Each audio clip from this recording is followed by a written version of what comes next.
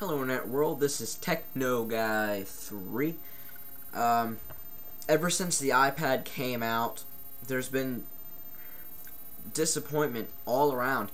Even Apple fanboys are kind of disappointed by the iPad.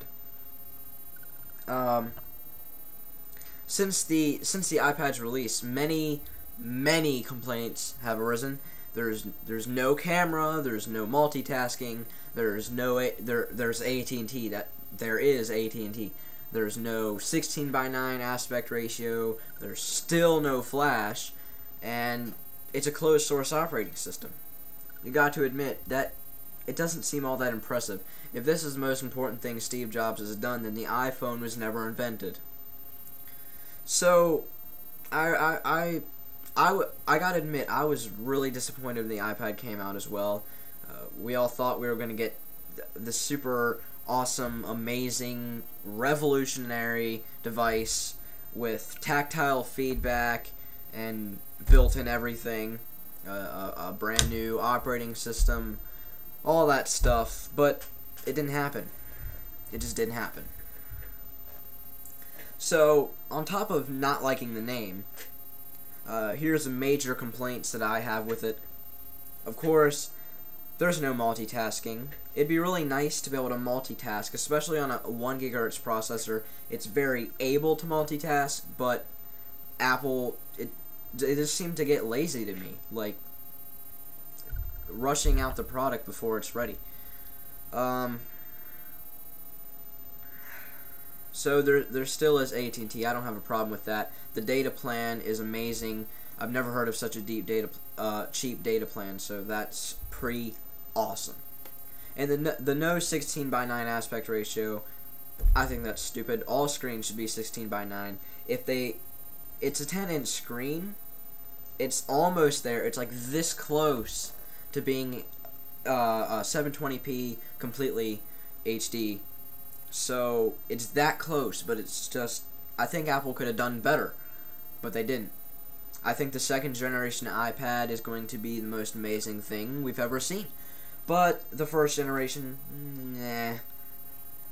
So there's still no flash. That doesn't really concern me that much. I don't really like flash. I think it has definitely taken over the web a little bit too much. It's closed source. That's probably my main complaint. It's the iPhone operating system.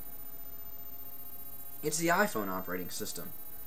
I think they could have made it a little bit more like a full-fledged operating system. Not Snow Leopard, not like a full, complete operating system, but maybe just a little bit more like one. So, I'm down to my two biggest complaints. First, this device needs a camera. Now, I know there's people out there like, oh, what are you going to do? Walk down the crosswalk and Skype chat at the same time? Okay, well, get this scenario.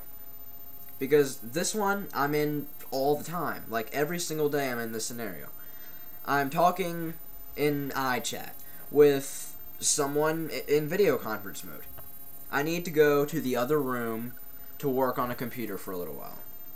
However, I need the person I'm chatting to help me with it. So I'm going to have to walk around with this thing and talk to him at the same time. Or if I was in a conference or something and I need to talk to other people while talking to someone in Skype chat, that would work too. So that would be great. They need to add a camera on this thing. I think I saw on the web somewhere that the iPad actually thinks it has a camera. When you touch the add photo button, it says take photo. So this leads me to believe that Apple will release a camera-tized version of the iPad very soon. And my biggest complaint, this device needs a USB port. This is the reason I am not buying an iPad. It doesn't have a USB port. Okay, think of this. This is a new scenario. Some people are just like, well, USB port, what are you going to do with that?